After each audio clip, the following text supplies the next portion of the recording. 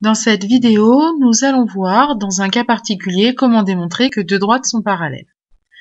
Pour cela, on va énoncer d'abord la réciproque du théorème de Thalès. Étant donné deux droites, D et D' séquentes en A, deux points B et M sur la droite D qui sont distinctes de A, c'est-à-dire différents du point A. On a aussi besoin de deux points C et N sur la droite D', qui sont eux aussi différents de A, distincts de A. Si on a l'égalité des quotients AM sur AB égale AN sur AC, et si on a également que les points A, B et M sont dans le même ordre que les points A, C et N, alors les droites BC et MN sont parallèles. Quelques remarques.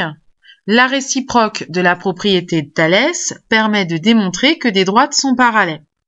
Et dans les conditions de cette réciproque de Thalès, le rapport que l'on a énoncé est égal aux deux autres. Pour appliquer la réciproque de la propriété de Thalès, deux conditions sont importantes. La première, c'est l'égalité des quotients. AM sur AB égale AN sur AC. La deuxième condition importante, c'est qu'il faut que les points A, B et M et les points A, C et N soient alignés dans le même ordre. Si on a une des deux conditions qui ne sont pas présentes, on ne pourra pas utiliser la réciproque de Thalès. Il nous faut absolument les deux conditions pour pouvoir utiliser la réciproque de Thalès. Ça signifie donc que quand on va rédiger dans un exercice l'utilisation de cette réciproque de Thalès, il faudra faire apparaître les deux conditions.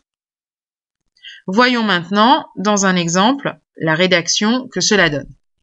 Alors, vous avez une figure ici dans laquelle on va avoir des longueurs qui sont données et on nous demande de démontrer que la droite OL est parallèle à la droite UP.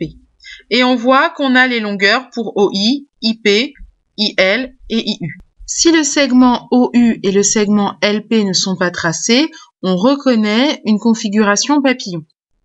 Alors, on a l'impression d'une configuration papillon, mais pour l'instant, on ne sait pas si les droites sont parallèles. Donc, par contre, on a deux droites, OP et UL, qui sont séquentes en I. On a les points OIP, qui sont dans le même ordre que L, I, U. Qu'est-ce que ça veut dire? Ça veut dire qu'ils sont alignés et qu'on a I qui est entre O et P et on a I qui est entre L et U. Voilà ce que ça veut dire alignés dans le même ordre. D'autre part, donc ça c'est la première condition pour utiliser la réciproque de Thalès. Et la deuxième condition, c'est des égalités de quotients. Donc il faut qu'on calcule les quotients. Donc on va d'abord calculer IP sur IO, 10,5 sur 6, et ça on voit, quand on prend sa calculatrice, que c'est égal à 1,75. Maintenant, on va aller calculer un deuxième rapport, IU sur IL, et on voit que 7 divisé par 4, ça fait également 1,75. On a donc aussi égalité entre les deux rapports, IP sur IO et IU sur IL. Puisque IP sur IO égale IU sur IL, d'après la réciproque de la propriété de Thalès ou du théorème de Thalès, on déduit que les droites OL et UP sont parallèles. Donc voilà le genre de rédaction qu'on attend pour résoudre un exercice quand on démontre que deux droites sont parallèles avec la réciproque de Thalès.